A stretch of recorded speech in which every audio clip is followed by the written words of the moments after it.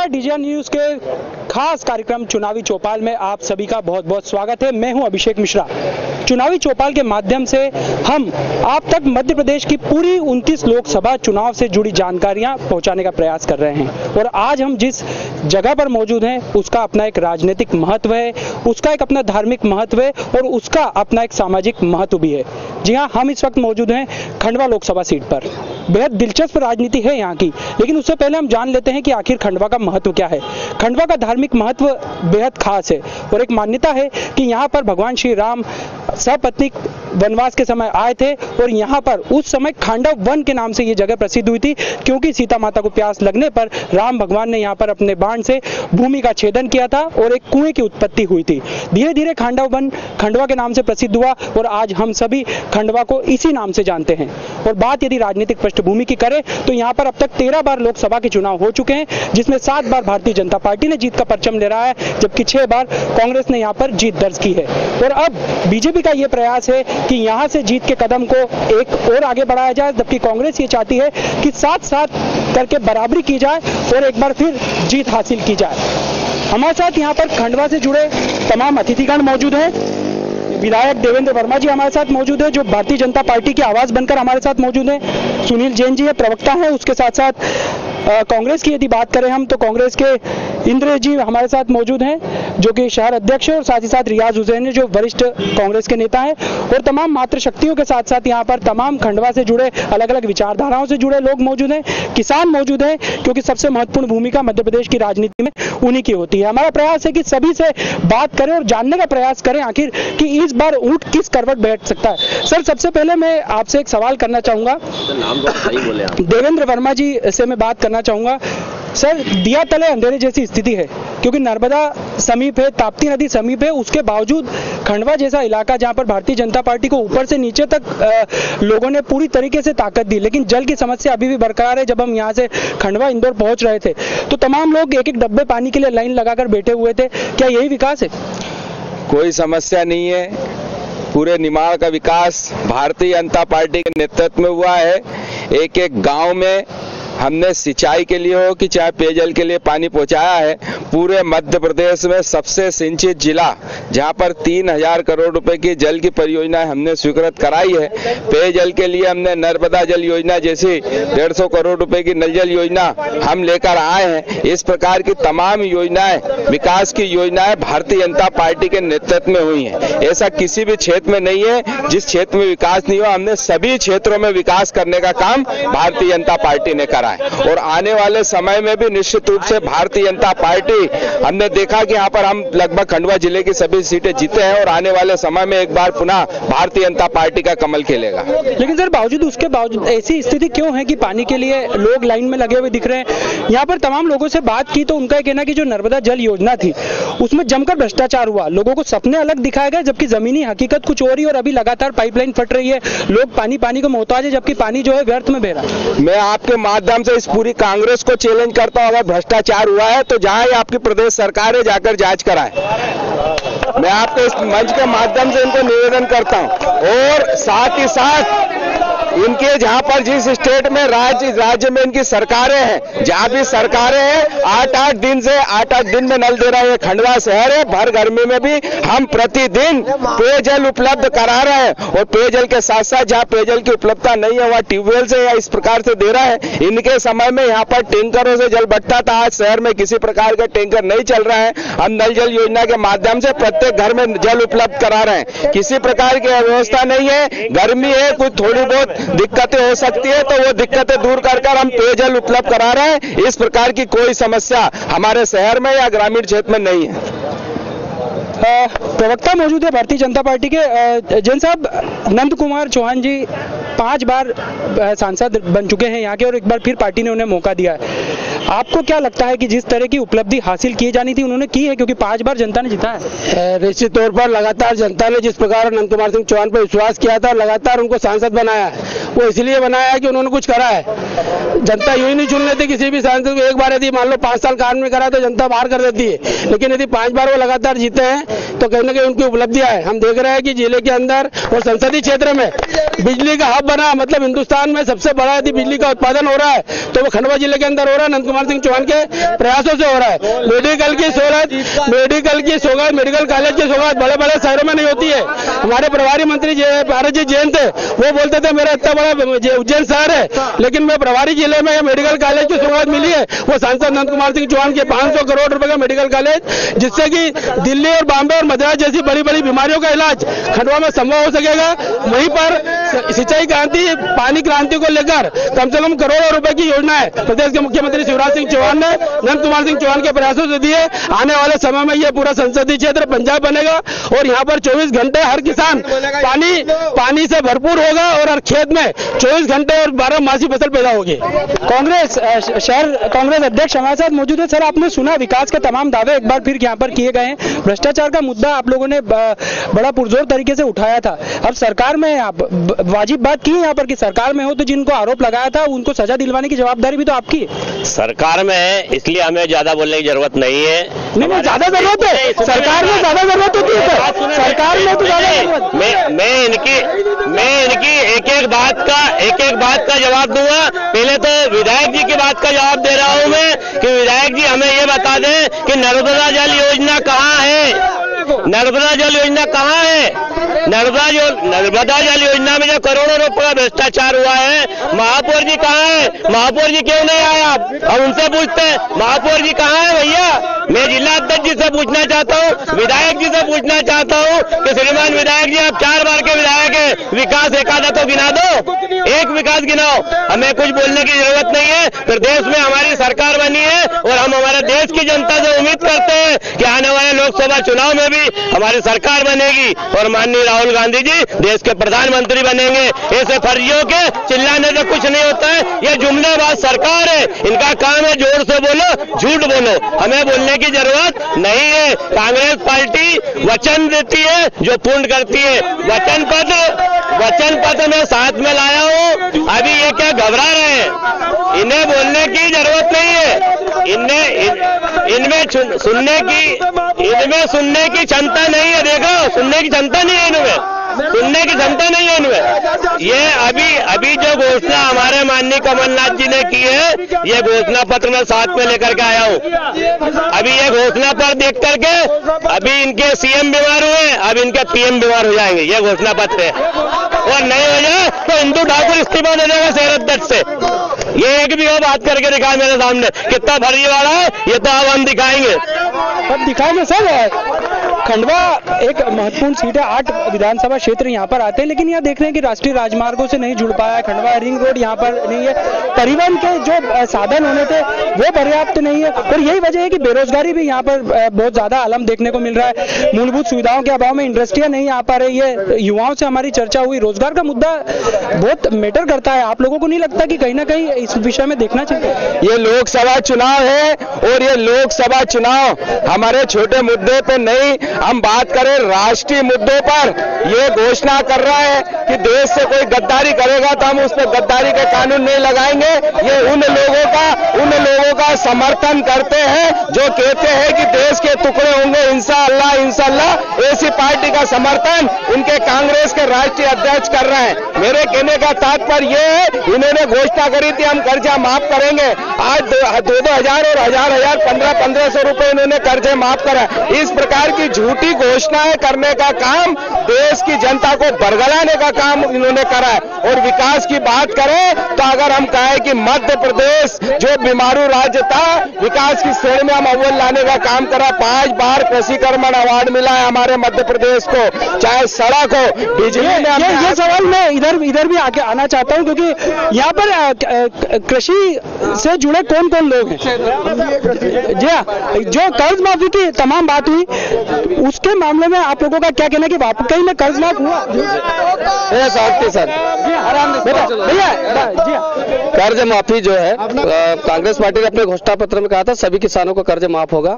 इसमें जो सोसाइटियां है उसमें लगभग आधे किसानों को है, लेकिन जो बैंक है उसमें मात्र 5 से 10% किसानों को है। बाकी के अपने जो फॉर्म भरे जा चुके हैं उनको मैसेज आया कि आचार संहिता के बाद होगा। तो कुल मिला के जो कुल किसान है उसके लगभग 40% किसानों का कर्जा माफ खिलाफ वर्तमान में हुआ है 50,000 तक के चालू और 2 लाख तक के डिफाल्टर। 50,000 से ऊपर जो चालू खाते थे और 2 लाख से ऊपर डिफाल्टर, उनका कर्जा माफ अभी। मतलब आप मान रहे हैं कि प्रक्रिया तो हुई है और उसका संचालन 40% किसानों का हुआ है, 60% किसानों का बाकी है। जी हाँ, आप किसान कर्ज माफी पर आप कुछ बोलना चाह रहे थे?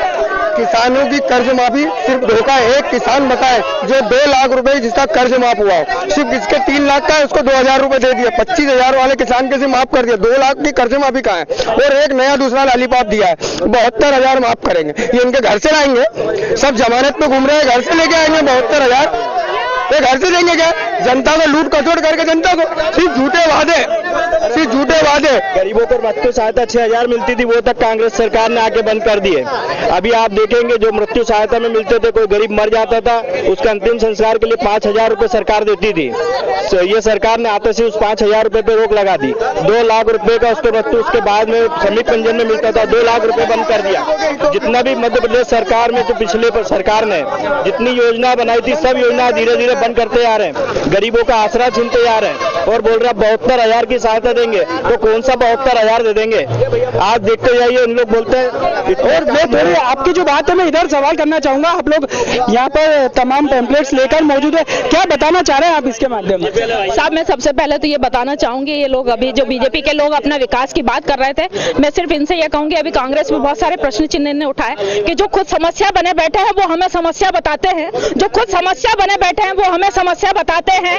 मंदिर का पता मालूम नहीं और खुदा का रास्ता बताते, मंदिर का रास्ता पता नहीं और भगवान का पता बताते हैं। आप इनकी चिल्ला चोट ये बताती है। मैं अगर आप जमीनी धरातल पे अगर देखेंगे आप, तो यहाँ पर विकास बिल्कुल नगण्य है।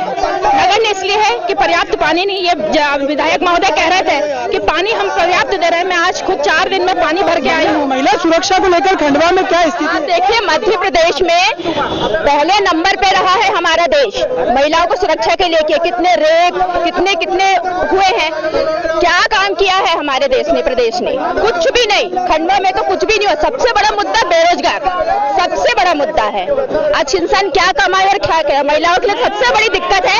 आज 1,000 का तो गैस मिल रहा है हमें, हम क्या करें अपने घर में? और अभी इन्होंने कहा मतलब यहाँ पर भी महिलाओं की सुरक्षा के लिए परेशानियां हैं। जी हाँ, बिल्कुल है, बिल्कुल। अभी तक तो बिल्कुल रही है। अब हमारे कमलनाथ जी आए हैं तो वो उस पर काम करेंगे।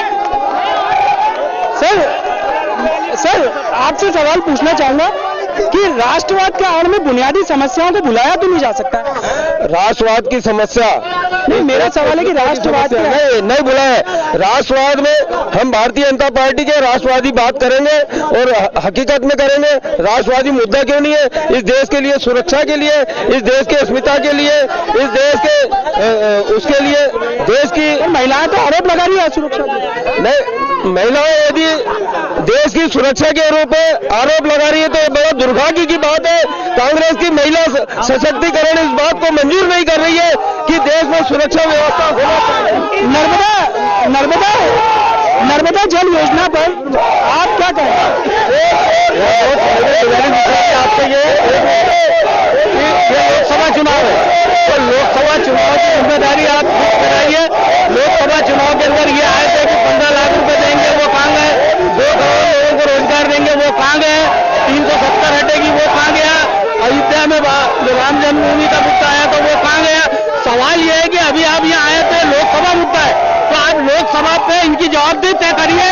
और हमारा सवाल ये है कि जो वादे किए थे ये वहाँ का वो जगह इतनी बात करिए। तो ये आप देखिए थोड़ा हंगामा है, लेकिन एक आप सभी से मेरा निवेदन है कि अंतहीन मुद्दे जो होते हैं उस पर हम न चलते हुए बुनियादी चर्चा करें, क्योंकि चौकीदार और चोर की परिभाषा में कई बार बुनियादी बातें जो होती है वो रह जाती है। खानदान जमा अरुण यादव यहाँ से 5 साल सांसद रहा, केंद्रीय मंत्री रहा, उसने एक भी विकास का कार्य किसने? अरुण यादव ने पहले यहाँ 5 साल सांसद रहा, केंद्र में केंद्रीय मंत्री रहा, 1 रुपए की सौगात नहीं दी। उसने पूरा खरगोन जिले को डेवलप किया, खंडवा जिले को उपेक्षित रखा, इसलिए यहाँ की जनता ने उसको पिछली बार भी नकारा, इस बार भी भारी मतों से अरुण यादव को नकारेगी जनता। जी यहाँ पर अरुण यादव एक बार जीत के आए हुए हैं, लेकिन तमाम जो यहाँ पर लोग हैं उनका कहना है कि वो केंद्र में मंत्री रहे लेकिन खंडवा के लिए कुछ नहीं। अरे सर, अरुण यादव ये जिस दिन पहली बार चुनाव जीत के आए 107 करोड़ की नर्मदा योजना लाए, जैसा आपने स्वयं ने कहा कि पूरी भ्रष्टाचार के भेंट बीजेपी ने चढ़ा दी। अरुण यादव को इल्जाम लगाते, अरुण यादव जीत के आए तो भीड़ के अंदर 2400 मेगावाट का प्लांट आया, सेलदा डालसी के अंदर 2400 मेगावाट का प्लांट आया, नेपा नगर में 900 करोड़ रुपए लेके आए, ताप्ती मिल के लिए 100 करोड़ रुपए लेके आए। आप कैसे बोलते? नंद कुमार सिंह चौहान 6 बार के सांसद है, मात्र एक अपनी उपयोगिता बता दे। 6 बार के सांसद एक लाके बता दे। पूरे देश के अंदर अगर पावर हब खंडवा बन रहा है उसका कारण कांग्रेस है।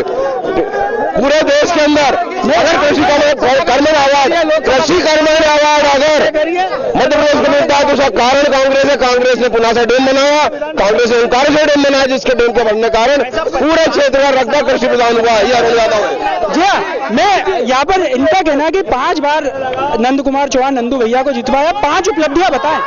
खंडवा में मेडिकल कॉलेज सबसे पहली उपलब्धि जो अभी तक नहीं बना था खंडवा में, नंद कुमार सिंह चौहान के द्वारा वो मेडिकल कॉलेज बनवाया गया है। सबसे पहली उपलब्धि ये है। और रेल मार्ग के हिसाब से खंडवा को उन्होंने बहुत उपलब्धियां दी है। बड़ी बड़ी जो गाड़ियां नहीं रुकती थी उनको रुकने का इंतजाम किया खंडवा में, और इसके अलावा भी उन्होंने बहुत कुछ विकास किया। ऐसा कुछ नहीं। आप कुछ कहना चाह रहे हैं? मैं सबसे पहले कल कांग्रेस का जो मैनिफेस्टो आया, आप ये बताइए 2 मिनट के लिए मेरे कांग्रेसी भाई भी सुने। कल जो कांग्रेस का मैनिफेस्टो आया उसमें राजद्रोह की धारा हटाएंगे, उसके बाद 370 ये हमेशा कहते आए हैं कि हमेशा मंदिर 370 ये सब बीजेपी का है, तो बीजेपी आज तक करते आई है। कांग्रेस ने कल उसके मैनिफेस्टो में क्या किया है, उनके अध्यक्षता 370 और कल जो मुद्दे हुए उसकी बात करिए कि राजद्रोह 370 पे क्या है, उनसे पूछिए। तमाम मुद्दे हैं, तमाम बातें। उमेश चंद्र सोनी जी हमारे साथ मौजूद है। सर, निर्दलीय समाज से आ रहे हैं आप, क्या लगता है खंडवा के विकास में किसका योगदान है और किसे नकारा जाना चाहिए? नहीं, निर्दलीय हूं मैं, लेकिन मैं निर्दलीय क्यों हूं पहले इससे बताता हूं। मैं स्वर्णकार समाज चाहता हूं और स्वर्णकार समाज के इस क्षेत्र में लगभग 50,000 वोटर हैं। नहीं, आप ये बताएं कि खंडवा को लेकर क्या स्थिति है? मैं बता रहा हूं आपको, ये मेरी उत्पत्ति कहां से हुई ये बताता हूं आपको। 5 अगस्त 2018 को हमने दशहरा मैदान में स्वर्णकार, वही उसी मुद्दे पे आ रहा हूँ, स्वर्णकार समाज ने एक महासभा की और सोनी समाज के लिए। मेरा आपसे ये सवाल है, क्या वास्तव में विकास के जो दावे किए जाते हैं खंडवा को लेकर, बड़े बड़े नेता यहाँ से दिए, खंडवा ने अरुण यादव दिए, नंदू भैया दिए, क्या दोनों ही नेताओं ने कुछ किया है यहाँ? किया है वो तो दिख रहा है आपको। इंदौर से यहाँ तक आने में मैं नहीं समझता हूँ कि कोई आदमी टाइम पे पहुंच पाएगा। जो किया है वो दिख रहा है आपको। 15 साल में जो किया है वो जनता को दिख रहा है, मुझे भी दिख रहा है, आपको भी दिख रहा है। अगर हर घंटे पे जाम लगता है रोड पे, हम ये नहीं कहते। वैसे सर, ट्रैफिक की समस्या का भी कुछ अमित जी, अभी मेरे साथी कांग्रेसी ने बहुत सारी बातें अभी अरुण यादव की उपलब्धियां गिनाई। अरुण यादव एक बार चुनाव लड़े यहाँ पर और उद्योग मंत्री बने। आप बताओ, अरुण यादव ने उद्योग मंत्री बनकर 5 साल में कितने उद्योग यहाँ पे खुला ली है? 5 साल में उन्होंने कौन सी उपलब्धि खंडवा जिले को दी? 15 साल आपकी भी सरकार रही। हमने बहुत सारी उपलब्धियां कराई है। हमने मेडिकल कॉलेज कराया, हमने संगीत महाविद्यालय खुलाया, हमने उच्च स्तरीय। झूठ बात है, सारा सब झूठ है, सरासर झूठ है। कागज बताओ, अरुण यादव ने कहते कागज के कागज लेके आओ,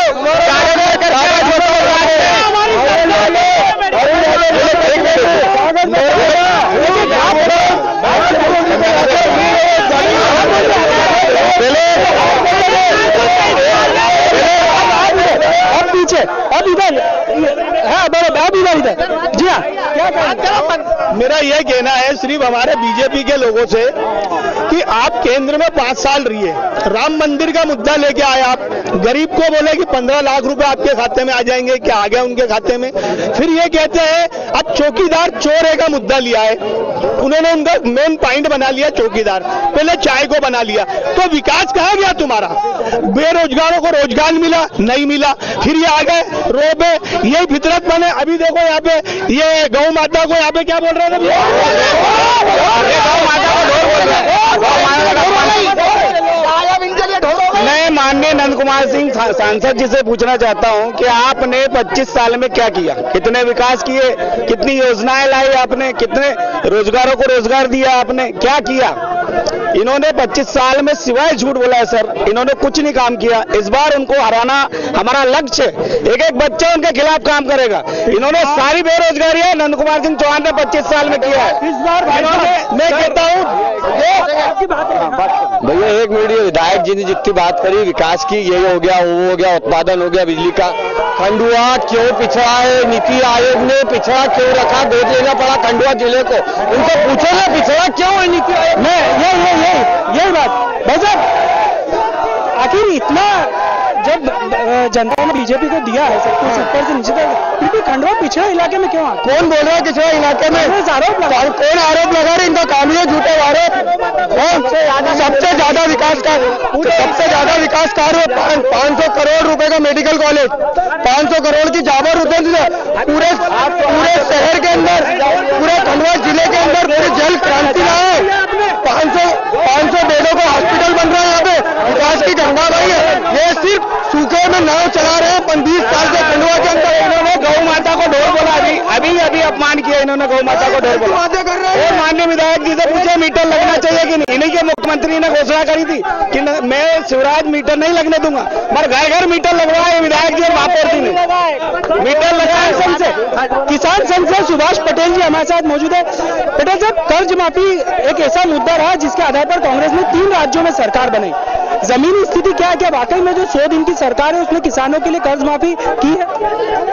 जो कर्ज माफी, हम इनको कोई मतलब पीले चावल नहीं रखने गए थे कि आप हमारी कर्ज माफी करो। जब आपने 10 दिन गिनाए तो आपने तो कोई शर्त नहीं रखी थी। सभी किसानों को बगैर शर्त का 2 लाख रुपए कर्ज माफ करना था, लेकिन अभी तक ऐसा कोई भी किसान ने सुनने में आ रहा है जिनका कोई कर्जा माफ हुआ हो। किसानों के साथ में सिर्फ छलावा हो रहा है, धोखा हो रहा है और सिर्फ शोषण हो रहा है। न तो सस्ती बिजली है, न तो पानी है, न तो ढंग के खाद है, और कहीं ना कहीं गांव और मजदूर का 100 दिन के अंदर ये माना जाए कि किसान एक बार फिर जवाब देगा।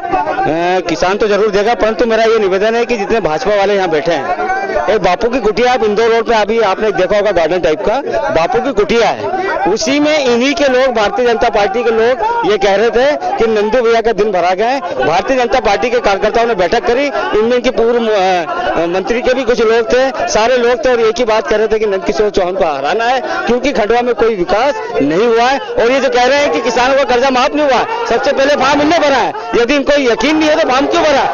फॉर्म उठा लें और बताया कि हमको नहीं चाहिए। बोला कि बगैर किसी शर्त का आपने 2 लाख रुपए कर्जा माफ करने को बोला। आप बगैर किसी शर्त का, बगैर कोई नाटक नौटंकी के 2 लाख रुपए कर्जे सभी किसानों को माफ कर दो।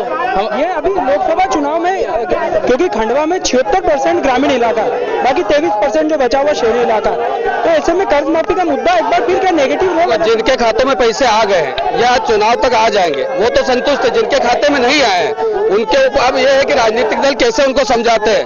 जो भाजपा की बात मानेंगे उन्हें लगेगा कि नहीं हो रहा है, तो कांग्रेसी समझेगा हो रहा है, वो अधर्म है। 60% किसान ऐसे हैं। बाबूजी आप कुछ बोल रहे थे, आप बोलना चाह रहे हैं? मैं बोला साहब, नंजू भाई इसके पहले 15 साल रहे, उसके साथ भी 15 साल पहले हुकुम बल्ला के साथ में रहे, अभी भी रहे।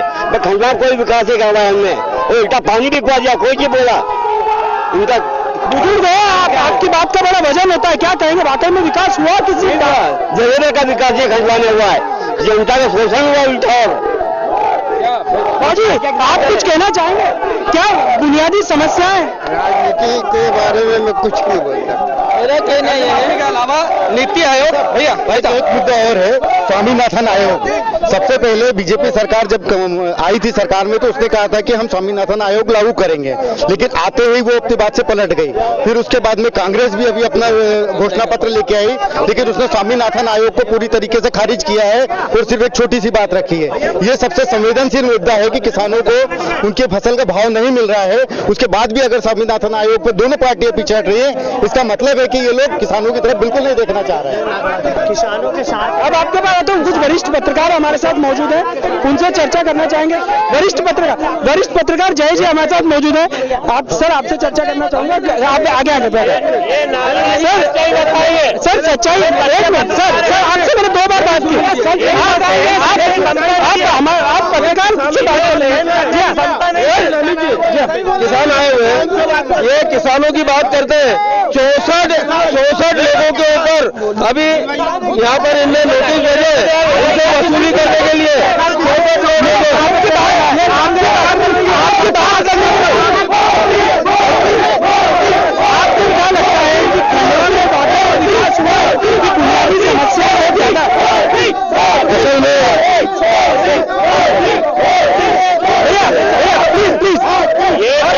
ये क्या क्षमता नहीं है सुनने की, इनका कसूर नहीं है, सहन नहीं हो रहा है इनको।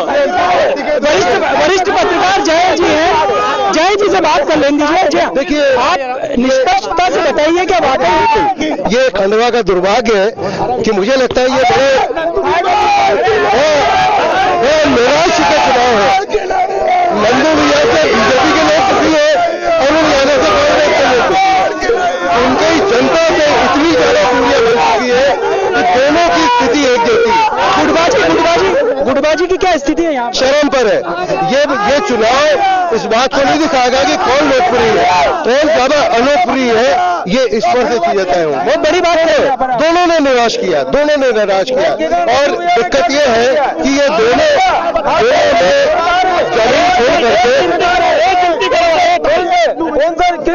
जमीन छोड़ करके ये लोग हवा में राजनीति करते हैं और आज कार्यकर्ताओं से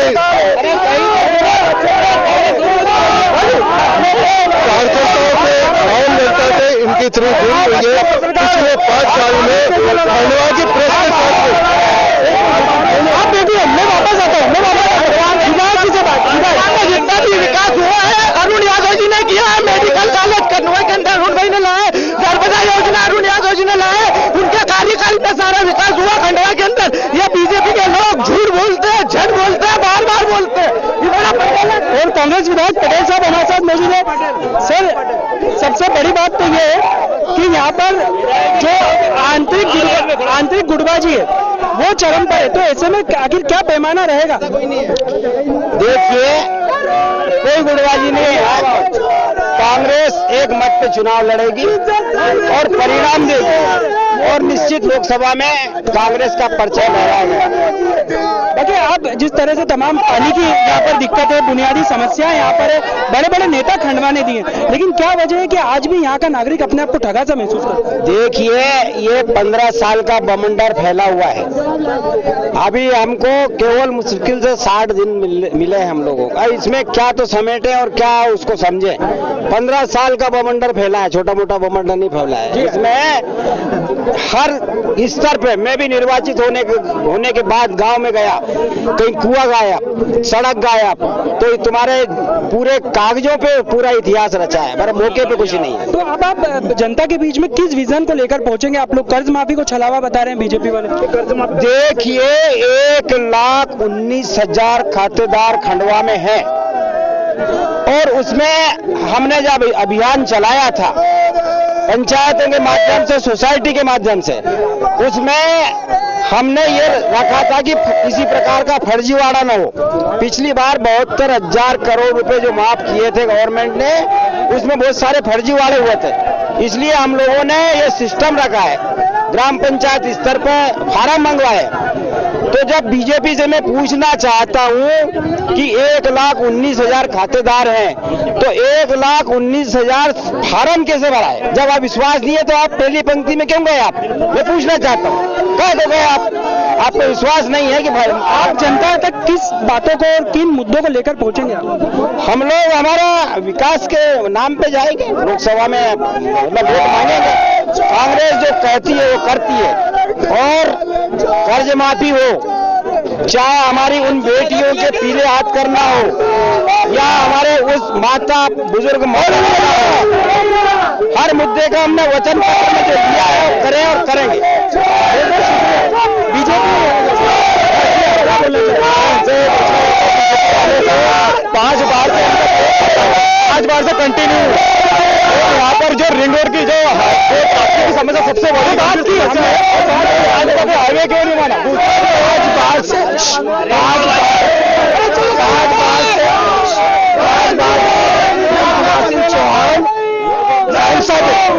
युवाओं के लिए क्या करा? एक भी रोजगार इसी से युवाओं को रोजगार मिले, शहर का विकास हो गया।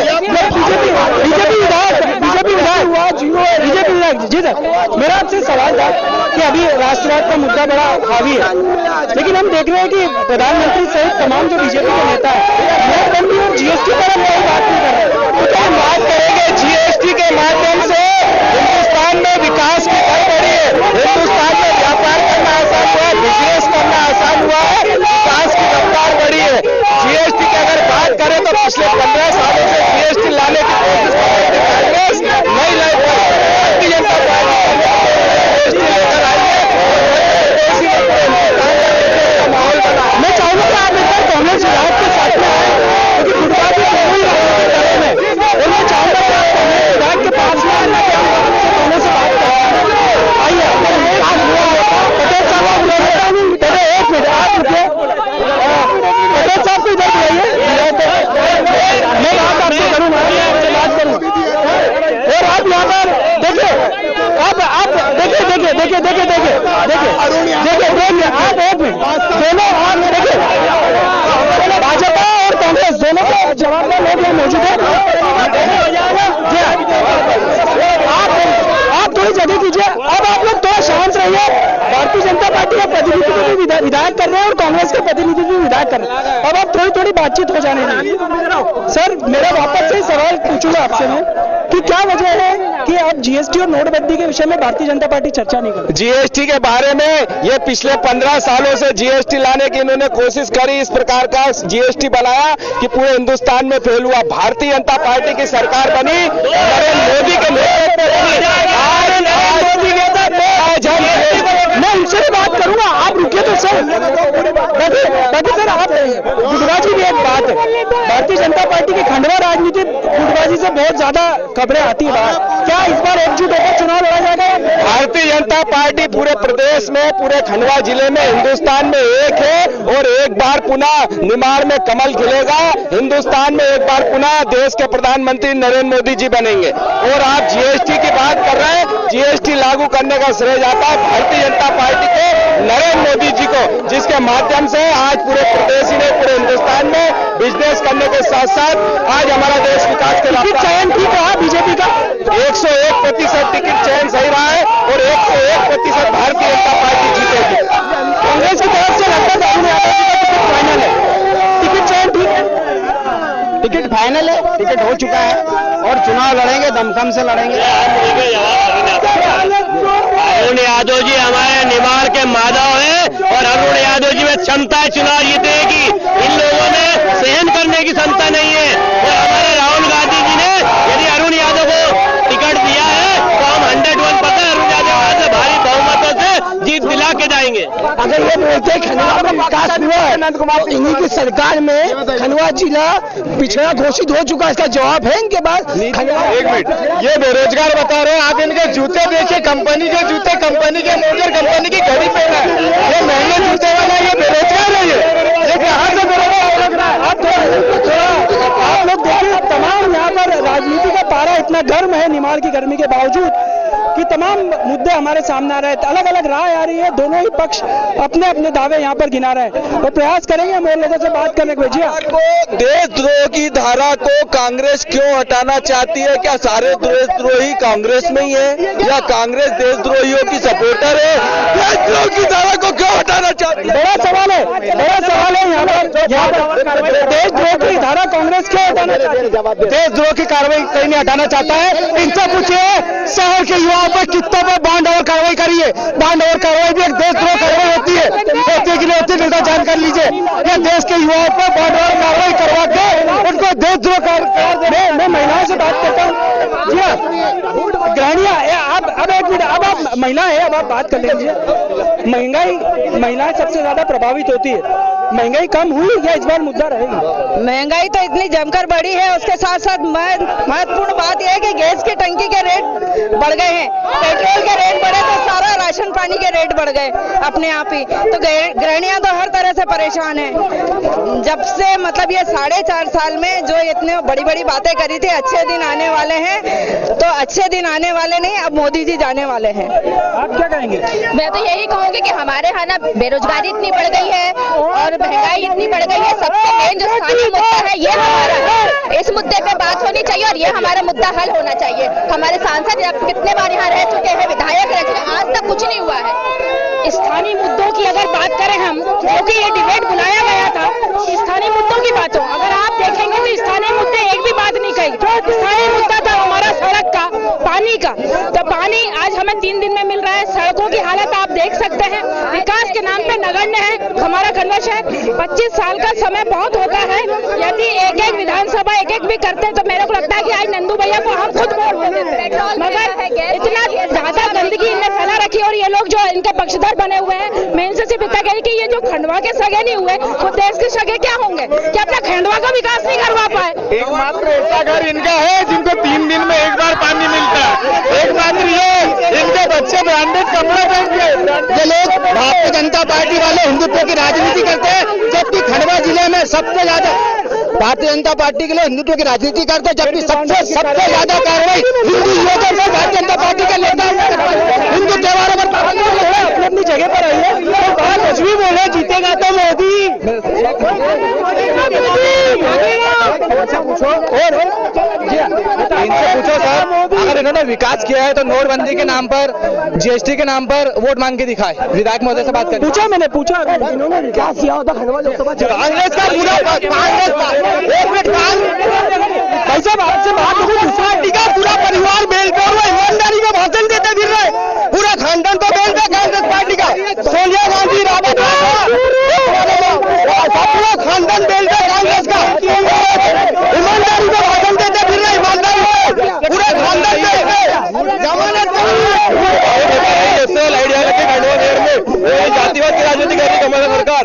अभी 70% आरक्षण दिया है ना ओबीसी को, अब बताएं क्या चाह रही है? कितने % आरक्षण लागू करेंगे? 70-80%। तो बच्चे क्या करेगा? जनरल बच्चे कितने पड़ेगा? खंडवा में कितने बेरोजगारों को रोजगार मिला है, ये मैं इनसे पूछना चाहता हूँ। विधायक जी, सभी बेरोजगार को इन्होंने रोजगार नहीं मुहैया करा। आप सबसे बात कर लेने दीजिए। अपने बच्चे का नाम विकास नहीं लग रहा है, भारतीय जनता पार्टी के लोगों के कारण डर गए लोग। क्या आप क्या बोल रहे हैं? क्या बोल रहे हैं? मैं ये बोल रहा हूँ भैया, जब भी चुनाव आते हैं तो हमारे माननीय विधायक जी, जितने भी बीजेपी के लोग हैं वो भी हमारे भाई लोग हैं। बस शर्त ये है कि इनके आंग में राम भगवान क्यों आ जाते हैं चुनाव के समय। और हिंदू इसकी बात करते हैं और मोदी जी बिरयानी खाने पाकिस्तान जाते हैं।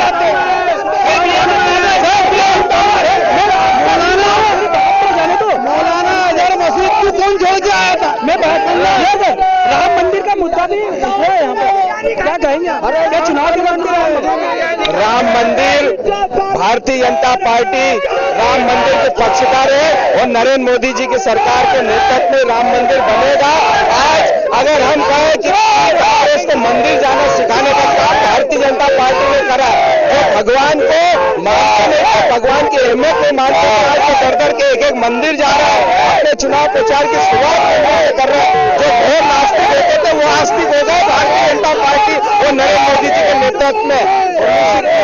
भारतीय जनता पार्टी शुद्ध रूप से सांस्कृतिक राष्ट्रवादी पार्टी है। भारतीय जनता पार्टी के नेतृत्व में हमारा देश विकास के रास्ते पर आगे बढ़ा है और एक बार पुनः पूरा देश नरेंद्र मोदी जी के नेतृत्व में खड़ा है। एक बार पुनः भारतीय जनता पार्टी की सरकार हमारे हिंदुस्तान में बनेगी।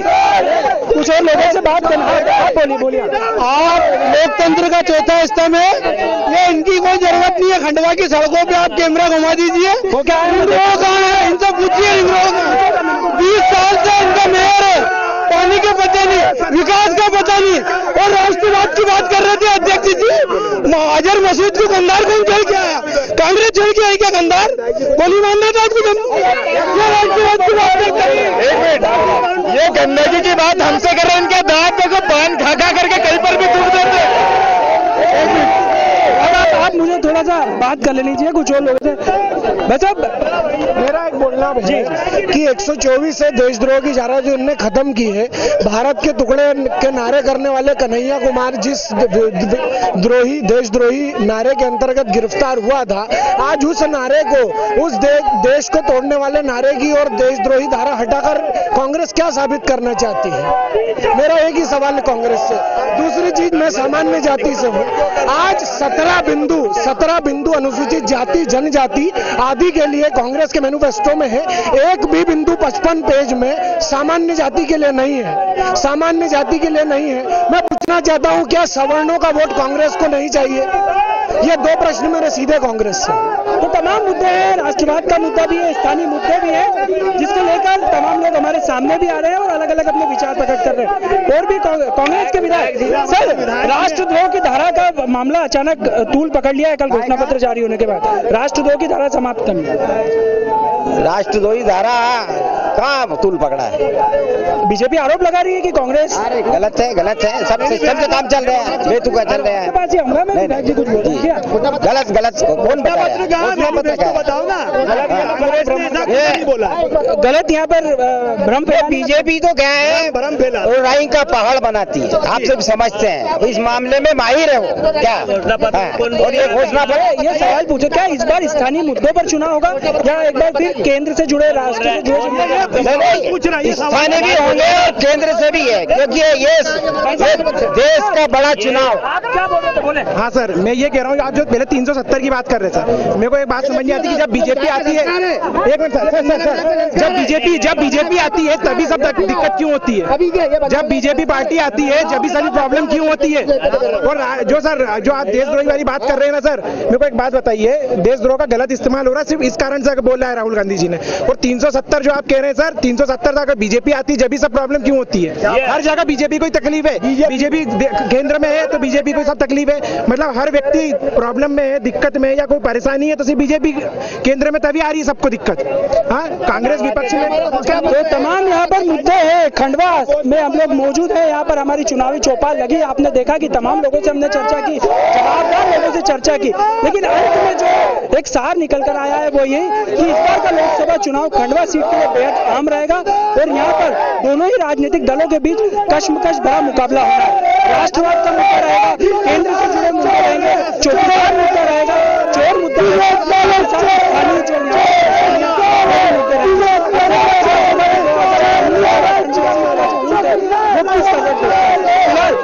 अभिषेक मिश्रा को इजाजत दीजिए, मेरे साथ साथ मेरे सहयोगी सिराज अहमद शर्मा को भी इजाजत दीजिए, लेकिन ज्यादातर खबरों के लिए आप देखते रहिए DJL न्यूज। नमस्कार।